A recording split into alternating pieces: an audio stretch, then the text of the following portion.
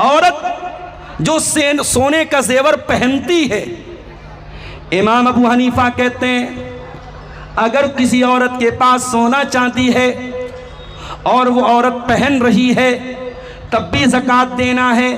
अगर लॉकर में रखा है, अलमारी में रखा है, बंद करके रखा है तब भी ज़कात देना है। बहुत गौर से सुनिएगा, बड़ा अहम मसला है। इमाम अबू हनीफा का कहना है औरत के पास अगर सोना है और सोना निसाब को पहुंच रहा है ज़कात देना है। लेकिन इमाम मालिक क्या कहते हैं, इमाम शाफई क्या कहते हैं, इमाम अहमद क्या कहते हैं, बाकी तीनों इमाम क्या कहते हैं? वो कहते हैं कि जो सोना औरत पहन रही है उस पे ज़कात नहीं देना है। क्यों? क्योंकि इंसान जो चीज़ यूज़ करता है उस पर ज़कात नहीं देना है। मिसाल के तौर पर आपके पास सैमसंग का अल्ट्रा मोबाइल है, कितने का आ रहा है वो मौलाना? अल्ट्रा 1.25 लाख का शायद आ रहा है, 1,20,000 40,000। आपके पास 1.5 लाख का मोबाइल है, आपके पास 15 लाख की कार है, आपको न कार की ज़कात देना है न मोबाइल की ज़कात देना है। अरे ये घड़ी जो होती, घड़ी 2.5 लाख की घड़ी आती है, मेरी घड़ी नहीं है माफ़ कीजिए, लेकिन लोग पहनते हैं ब्रांडेड ब्रांडेड, वो राडो और फलानी और डिमाकी, कितनी कंपनियां आती हैं। एक मरतबा शेख वसीउल्लाह अब्बास साहब ने मुझे एक घड़ी दी थी, मक्के में उनके घर पे मुलाकात करने गया था मैं, तो वो घड़ी बड़ी कीमती थी, मुझे नहीं अंदाज़ा हुआ। एक दिन मेरी अहलिया कहने लगी ज़रा इस घड़ी की देखिए कीमत क्या है। मैंने इंटरनेट पे सर्च मारा और 5 लाख की घड़ी थी भाई साहब। अब बाद में ट्रेन में एक मरतबा सफ़र के दौरान वो खो गई। अब वो तो मुझे गिफ्ट मिली थी, अपनी खरीदी होती तो हार्ट अटैक आ जाता। 5 लाख की घड़ी, तो घड़ी अगर आपके पास 5 लाख की है ज़कात नहीं देना है। आपके पास घर है, जिस घर में आप रहते हैं 1 करोड़ का घर है, ज़कात नहीं देना है। ये शरीयत का उसूल है कि पर्सनल यूज़ के लिए आप जो चीज़ इस्तेमाल करते हो उस पर ज़कात नहीं देना है।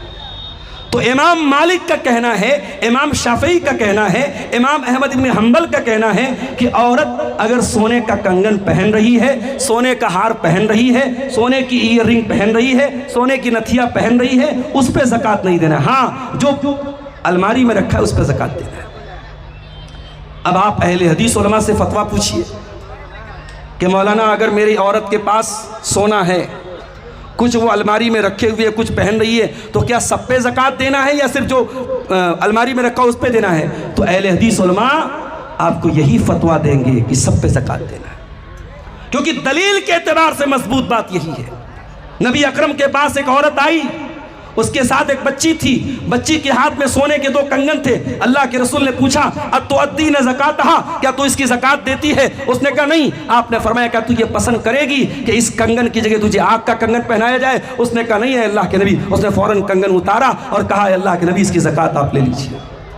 पता ये चला कि औरत अगर सोने का जेवर पहनती है तो भी ज़कात देना है, लॉक करती है, अलमारी में रखती है तब भी ज़कात देना है। तो सोने का निसाब आप समझ गए, 85 ग्राम सोने पर ज़कात है। चांदी का निसाब क्या है? चांदी का निसाब जो हदीसों में बयान किया गया 200 दिरहम पे ज़कात देना है। 200 दिरहम का आज के ज़माने के हिसाब से जब वज़न किया गया तो 595 ग्राम चांदी का वज़न निकलता है। अगर किसी के पास 595 आधा किलो से कुछ ऊपर लगभग 600 ग्राम अगर किसी के पास चांदी है तो उस चांदी पर उसको ज़कात देना है। कितनी देना है? 2.5%। अगर 1 लाख की चांदी है तो 1 लाख में 2,500 की उसको ज़कात देनी। अगर 10 लाख की चांदी है तो 10 लाख में उसको 25,000 रुपया ज़कात का निकालना है। अब यहाँ एक मसला और समझ लीजिए, हमारे यहाँ करेंसी नोट की शक्ल में होती है। प्यारे नबी के ज़माने में करेंसी सोना और चांदी की शक्ल में थी। तो आज हमारे पास जो बैंक बैलेंस है या जो घर में कैश रखा है उसकी ज़कात कैसे निकालेंगे? कुछ उलमा का कहना है सोने के हिसाब से निकालेंगे, कुछ कहते हैं चांदी के हिसाब से निकालेंगे। ज़्यादा मजबूत बात यह है चूँकि सोना और चांदी की कीमत में बहुत फ़र्क है। भाई 85 ग्राम सोना कितने का हो जाएगा? अभी है कोई मैथमेटिक्स का माहिर आदमी? कोई मास्टर साहब बैठे हैं मैथ के? भाई 10 ग्राम सोना अगर 1,25,000 का है, 10 ग्राम सोना अगर 1,25,000 का है तो मैं समझता हूं कि 85 ग्राम सोना 10 लाख के ऊपर का हो जाएगा। यानी आप अगर सोने के हिसाब से कैश रकम की ज़कात निकालेंगे तो 10 लाख तक की रकम ज़कात से बच जाएगी। इसलिए एहतियात इसमें है कि करेंसी में, बैंक बैलेंस में, पैसे में हम ज़कात के लिए चांदी को निसाब मानेंगे। अब चांदी की मौजूदा करंट कीमत क्या है आप पता कर लीजिए और उसमें आप निकाल लीजिए कि 600 ग्राम चांदी की कितनी कीमत निकलती है। अगर मिसाल के तौर पे चांदी की कीमत इस वक्त अगर 2 लाख है और 2 लाख रुपये में 1 केजी चांदी मिल रही है, मैं मिसाल दे रहा हूँ, करंट कीमत आप पता कर लीजिए, तो आपको 2 लाख रुपये के हिसाब से 600 ग्राम चांदी यानी लगभग 1,20,000 रुपया 600 ग्राम चांदी की कीमत हुई। अगर इतना आपके पास बैंक बैलेंस है या इतना आपके पास घर में कैश पैसा है और वो पैसा आपके पास साल भर रहता है, उस पर आपको ज़कात निकालना है। कितना निकालना है? 2.5%, 2.5% आपको ज़कात निकालना है। अगर आपके पास 10 लाख रुपया है 25,000 निकालना है, 1 लाख रुपया है 2,500 रुपया निकालना है। ये चांदी की ज़कात हो गई, सोने की ज़कात हो गई, कैश की ज़कात हो गई। अब एक बिजनेसमैन आदमी है, उसकी यहाँ दुकान है जयनगर में और दुकान पे उसके 10 लाख का माल रखा हुआ है और उसका माल जो है वो रोटेट होता रहता है। कभी 10 लाख का माल है, बिक गया तो 8 लाख का बचा और माल आ गया तो 15 लाख का हो गया। वो कैसे ज़कात निकालेगा? तो उसका भी तरीका समझ लीजिए। तिजारत करने वाला बिजनेसमैन ज़कात कैसे निकालेगा? वो अपने सारे एसेट्स की कीमत निकालेगा। अगर वो दुकानदार है तो दुकान पे जितना माल है उस पूरे माल का कैलकुलेशन करेगा। मान लीजिए कि अगर उसकी दुकान पे 10 लाख का माल है, उसको नोट कर लेगा 10 लाख रुपया मेरे पास माल की शक्ल में है। फिर बैंक में बैलेंस कितना है उसको भी ऐड कर लेगा, फिर कैश कितना है उसको भी ऐड कर लेगा, फिर मार्केट से जो पैसा लेना है उसको भी ऐड कर लेगा और फिर मार्केट में जो पैसा देना है उसको माइनस करेगा और उसके बाद जो रकम आएगी वो उसका पूरा माले ज़कात माना जाएगा और उसका 2.5% उसको निकालना है। चूंकि तिजारत और बिजनेस में माल रोटेट होता रहता है, इसलिए उसमें हम साल का कोई एक दिन फिक्स कर लेंगे। मिसाल के तौर पर हम रमज़ान की 1 तारीख को या 10 तारीख को अगर ज़कात निकालते हैं, हम 10 तारीख को कैलकुलेट कर लेंगे कि आज की तारीख में मेरे पास कितने का माल है, कितना कैश है, कितना बैंक बैलेंस है, कितना मार्केट में देना है, कितना लेना है। उस हिसाब से कैलकुलेट करने के बाद जो माल तिजारत आएगा उसका 2.5%, अगर उसका पूरा माल 20 लाख का है तो 20 लाख में वो 50,000 की ज़कात निकालेगा। बात समझ में आ गई? ये हो गई आपकी सोने की ज़कात, चांदी की ज़कात, कैश की ज़कात, माल तिजारत की ज़कात। अब आइए, चूंकि देहात में खेती भी होती है, खेती की ज़कात हम कैसे निकालेंगे? सबसे पहला सवाल तो यही है कि क्या खेती की ज़कात है? आइए कुरान से पूछते हैं। सूरह बकरा की आयत नंबर 267 में अल्लाह ने फरमाया, या अय्युहल्लज़ीना आमनू अनफिकू मिन तय्यिबाति मा कसबतुम, ए ईमान वालो जो तुम कमाते हो, जो तुम हलाल कमाई कमाते हो, पाक कमाई कमाते हो, उसमें से ज़कात निकालो। व मिम्मा अखरजना लकुम मिनल अर्ज़, और जो ज़मीन से हमने निकाला है उसमें से भी ज़कात निकालो। पता ये चला कि ज़मीन से पैदा होने वाली चीज़ों पर भी आपको ज़कात देना है।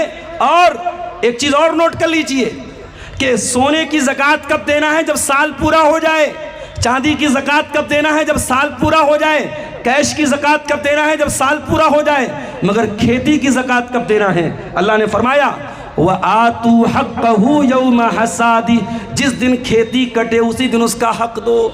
जिस दिन आपने खेती को काटा है, धान को काटा है, मकई को काटा है, उसी दिन उसकी ज़कात आपके ऊपर फ़र्ज़ हो गई। अच्छा, अब यहाँ एक बात और नोट कर लीजिए, चाहे फल फ्रूट की ज़कात हो चाहे अनाज की ज़कात हो, उसमें 2 कंडीशन है। एक कंडीशन यह है कि वो नापी या तौली जा सकती हो। जैसे आम है, तौला जा सकता है। जैसे आपका कोई भी फल है जो तौला जा सकता है और स्टोर किया जा सकता है, उस पर आपको ज़कात देना है। अनाज में आपका मकई हो गई, गेहूं हो गया और इसी तरीके से धान हो गया, इन सब की आपको ज़कात देना है। और उसमें एक मसला और याद रखिए, अल्लाह के नबी ने फरमाया, फ़ीमा सकतिस समाउ औ कान उसरियन अल उश्र, कि जो आसमानी बारिश से जिसकी सिंचाई हो रही है, आपको अलग से ट्यूबवेल नहीं लगाना पड़ रहा है, आपको नल नहीं लगाना पड़ रहा है, आपको पंप नहीं लगाना पड़ रहा है। आसमानी बारिश से या नदी से या नाले से वो सैराब हो जा रही है, खुद म खुद उसकी सिंचाई हो जा रही है, ज़मीन की अपनी तरी से वो चीज़ तैयार हो जा रही है। उस पर आपको 10% ज़कात देना है। जितनी भी आपके पास वो चीज़ पैदा हो रही है उसका 10वां हिस्सा, अगर आपके पास, मैं मिसाल दे रहा हूँ, अभी मैं बताऊँगा, 1 कुंटल अगर वो चीज़ पैदा हो रही है तो 1 कुंटल पे आपको 10 किलो देना है। लेकिन अगर आप खुद सिंचाई कर रहे हैं ट्यूबवेल के ज़रिए, मशीन के ज़रिए, पंप के ज़रिए, तो फिर उसका हाफ आपको देना है, यानी 5% आपको ज़कात देना है। आपको 100 रुपये में 5 रुपया ज़कात देना है। अब ये सवाल पैदा होता है कि गल्ले का निसाब क्या है, कितने गल्ले पर हमें कितने अनाज पे ज़कात देना है। अल्लाह के नबी ने फरमाया, लैसा फीमा खम्सत औसकिन सदका, 5 वस्क से कम में ज़कात नहीं है। 1 वस्क कितना होता है? 60 सा का, 60 सा का 1 वस्क होता है, और 5 वस्क से कम में ज़कात नहीं है, और 1 सा 2.5 किलो का होता है। तो इस कैलकुलेशन के हिसाब से 5 वस्क का मतलब हो गया 7.5 कुंटल। अगर आपका धान 7.5 कुंटल है, मकई 7.5 कुंटल है, और इसी तरीके से जो भी अनाज आप पैदा कर रहे हैं उस पर अगर 7.5 कुंटल या उससे ज़्यादा वो निकल रहा है, तो जिस दिन आप कटाई करते हैं उसकी ज़कात आपको देना है। चाहे आप उसी की शक्ल में दीजिए जो उसकी मार्केट वैल्यू है, उस मार्केट वैल्यू के हिसाब से। अगर आप आसमानी बारिश से खेती हो रही है तो 10% देना है, और ट्यूबवेल वगैरह के ज़रिए कर रहे हैं तो 5% देना है। अब एक सवाल पैदा होता है, हमने सब्ज़ी निकाली है, आलू बोया है, हमने बैगन बोया है, हमने सब्ज़ी अपने खेतों में बोई है, तो सब्ज़ी की ज़कात देना है कि नहीं देना है? अल्लाह के नबी ने फरमाया, लैसा फिल खज़रावाति सदका, सब्ज़ी की आपको कोई ज़कात नहीं देना है। लेकिन हाँ, अगर वो सब्ज़ी आप मार्केट में बेच रहे हैं, आप अपने यूज़ में ले रहे हैं, रिश्तेदारों को बांट रहे हैं, कोई बात नहीं, सब्ज़ी पे ज़कात नहीं है। लेकिन सब्ज़ी आप बेच देते हैं तो फिर वो माल तिजारत है। जब आप उसको बेचेंगे तो उससे जो कीमत आपको मिल रही है उस कीमत को आप अपने कैश रकम में जोड़ेंगे। अगर वो कैश रकम आपकी 595 ग्राम चांदी से ऊपर की बन रही है तो उसकी ज़कात आपको। अगर आलू आप अपने खेत में बो रहे हैं और आलू आपने मान लीजिए बेच दिया, 2 लाख का आलू बिक गया या 2 लाख की आपकी सब्ज़ी बिक गई, तो वो 2 लाख रुपया आपके कैपिटल में जोड़ा जाएगा और उसकी ज़कात आपको निकालनी पड़ेगी। एक मसला और समझ लीजिए, मकान पे ज़कात नहीं है, लेकिन हाँ अगर कोई प्रॉपर्टी डीलर है, कोई रियल इस्टेट का काम कर रहा है, ज़मीनों का कारोबार कर रहा है, 10 लाख की ज़मीन कटिहार में लेके बैठा है, 10 लाख की पूर्णिया में लेके बैठा है, 10 लाख की अररिया में लेके बैठा है, तो अब ये ज़मीन उसकी माल तिजारत मानी जाएगी।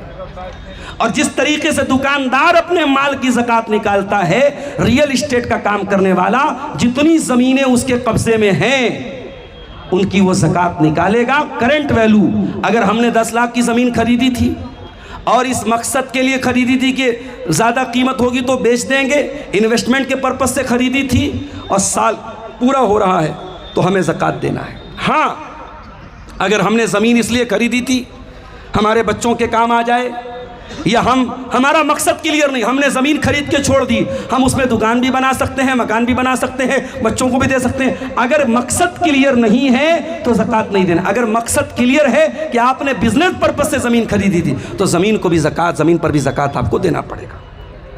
और एक चीज़ और नोट कर लीजिए, अगर आपके पास ज़मीन है, घर है, तो घर पे तो ज़कात नहीं है, लेकिन अगर आप अपने घर में लोगों को किराए पे रखते हैं, दुकानें किराए पे आपने दे के रखी है, होटल खोल के रखा है, पेट्रोल पंप खोल के रखा है, तो उससे जो रेंटल आ रहा है, जो किराया आ रहा है, उस किराए पर आपको ज़कात देना है। वो किराया आपकी कैपिटल में जोड़ा जाएगा और उसकी ज़कात आपको निकालनी पड़ेगी।